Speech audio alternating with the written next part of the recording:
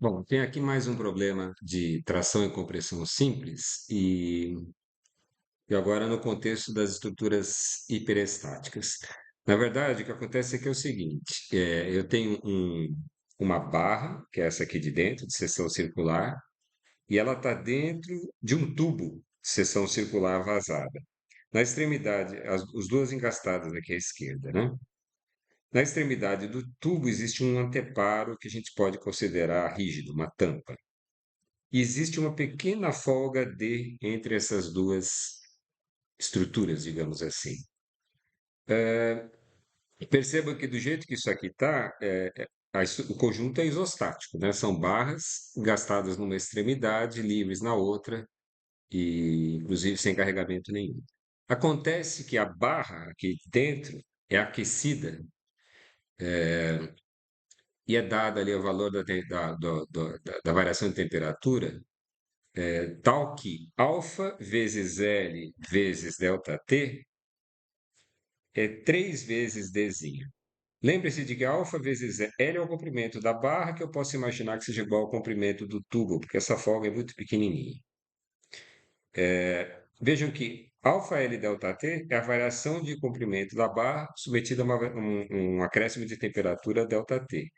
Se essa variação de comprimento é 3 delta e a folga é 3 Dzinho e a folga é 1 D, isso quer dizer que a barra vai se dilatar e vai encostar na tampa, e aí vai empurrar aquela tampa, não é?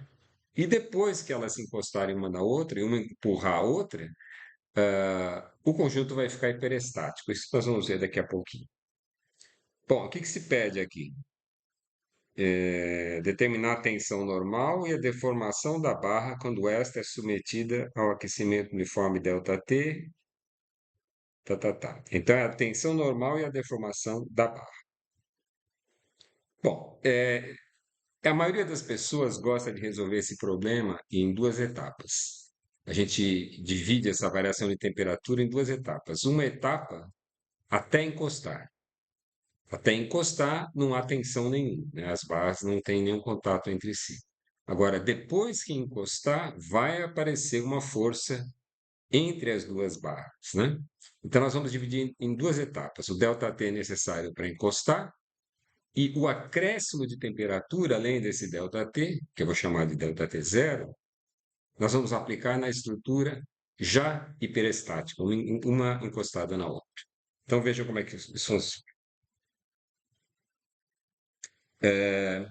Então, eu tinha falado que eu ia chamar de ΔT zero a temperatura para encostar, né? ΔT zero é para encostar. Encostar. Como é que eu calculo a temperatura necessária para encostar? Bom, eu vou impor que alfa vezes L vezes o ΔT zero seja igual ao Dzinho. Alfa vezes L vezes ΔT zero tem que ser igual ao Dzinho. E daqui sai o ΔT zero. Vai ser Dzinho dividido por alfa L.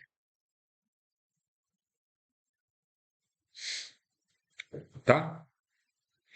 É, percebam que a variação de temperatura total, o ΔT total, é 3Dzinho sobre alfa L. Não é? É um dado do problema. 1Dzinho sobre alfa L foi consumido para encostar. Então, depois que encostou, eu vou aplicar mais duas vezes o ΔT zero. Tá? Por que o problema fica hiperestático? É porque depois que encostar, na estrutura já encostada, né? Eu vou aplicar uma variação de temperatura que vai ser 2 ΔT zero na barra e a barra vai sentir o efeito da outra no meio de uma força de compressão, assim. A outra barra, o tubo vai se opor a essa tentativa de dilatação da barra. Consequentemente, a barra vai acabar empurrando o tubo, né? Com a mesma força, X. O problema é hiperestático porque não existe nenhuma equação de equilíbrio que me permita dizer quem é x. Esse conjunto já está em equilíbrio, qualquer que seja o valor de x.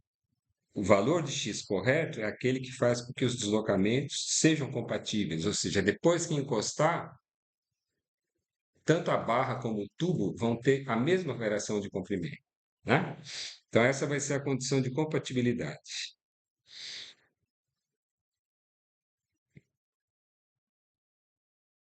Compatibilidade.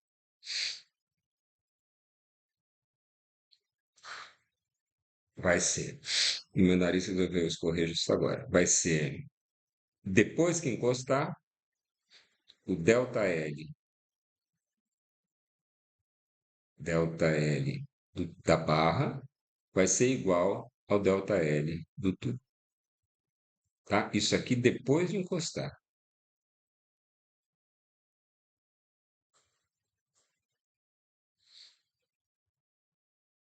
Bom, depois de encostar, o delta L da barra vai ser alfa vezes o comprimento da barra vezes o 2 delta T0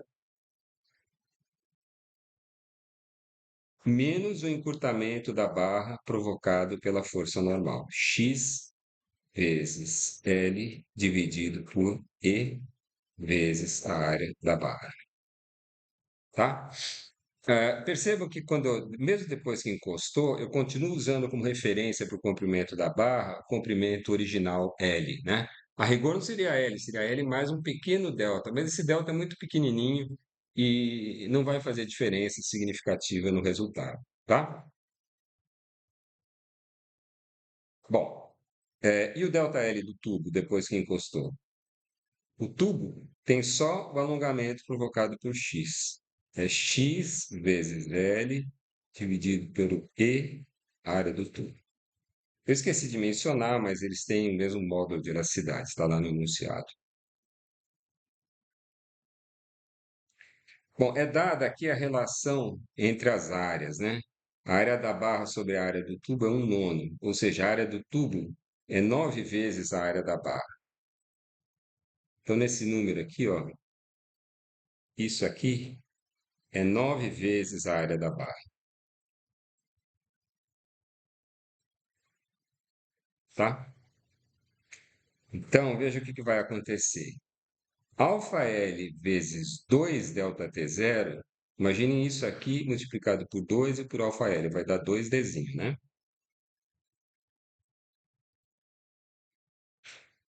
E aqui vai ficar, olha, aqui tem, eu vou escrever tudo em função da área da barra.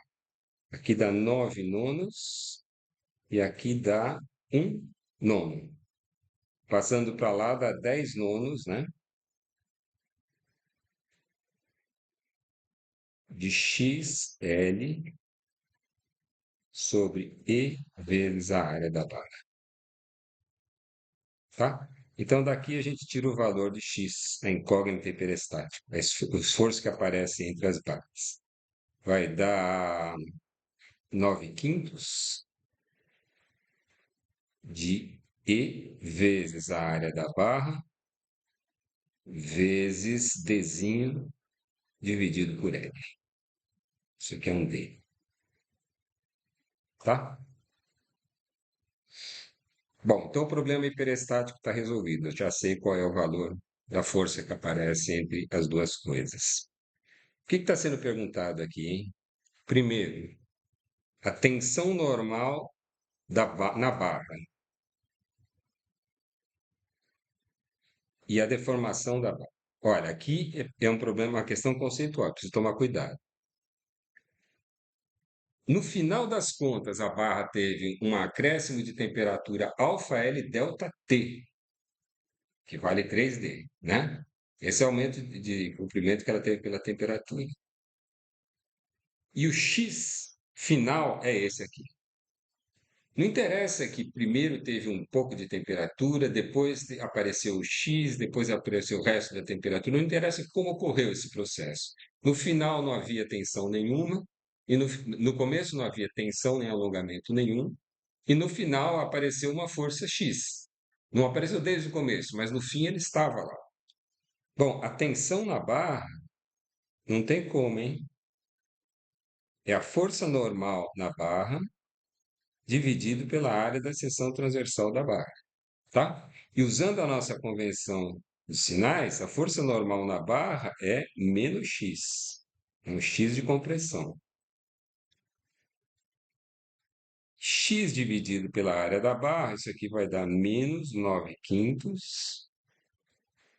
de E vezes Dzinho dividido por L, tá? Cuidado com o vexame aqui. O E, módulo de elasticidade, tem dimensão de tensão. É só lembrar da lei de Hooke. Sigma igual a E vezes epsilon. Como o epsilon é adimensional, o E tem dimensão de tensão. Aqui é um adimensional como devia ser, tá? Depois, o que se pede é a deformação da barra.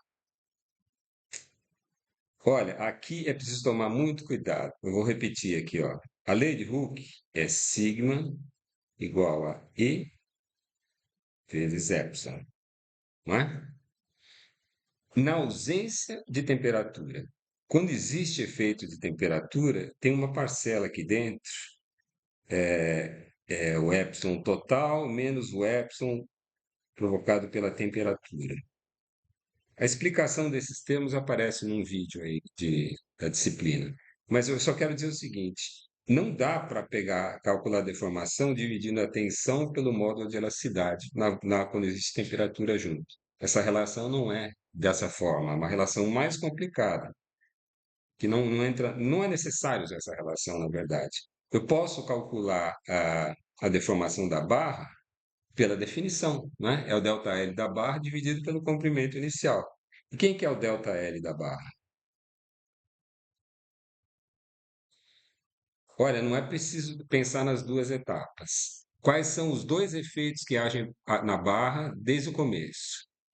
Existe a temperatura e depois aparece a força normal de compressão. A temperatura provocaria nessa barra um alfa L delta T, que não é delta T zero,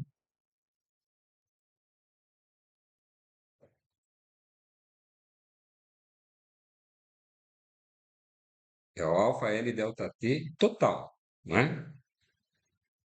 E isso, e a diminuição de comprimento pela força normal é o XL sobre EA, tá?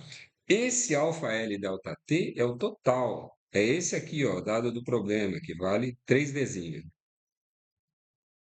Então, isso aqui vai dar 3Dzinho menos x, que é esse negócio aqui, vezes L dividido por EAB.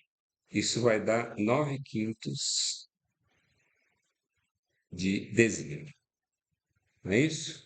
X vezes L dividido por EAB, 9/5. Então, isso aqui dá 15/5 menos 9/5 dá 6/5 de Dzinho. Tá?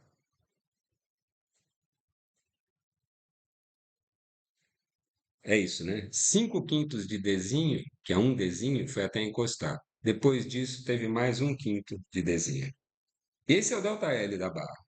A deformação da barra, por definição, é o ΔL da barra dividido pelo comprimento inicial da barra, que é L. Então, isso aqui dá 6/5 de Dzinho dividido por L. Tá? Tinha que ser uma dimensional. Tá? Olha, então, se vocês compararem esse número aqui, ó, isso aqui é a tensão, isso aqui é a deformação. A tensão não é E vezes a deformação, porque existe temperatura. Inclusive, a tensão é de compressão e a barra aumenta de comprimento. A barra aumenta de comprimento e está comprimida? Sim, isso pode acontecer quando tem temperatura. Quer dizer, a temperatura faz a barra se dilatar, mas no fim ela não se dilata tanto quanto ela gostaria, porque ela encosta no resto da estrutura que vai se opor a essa dilatação por meio de uma força de compressão. Tá bom? Então é isso aí.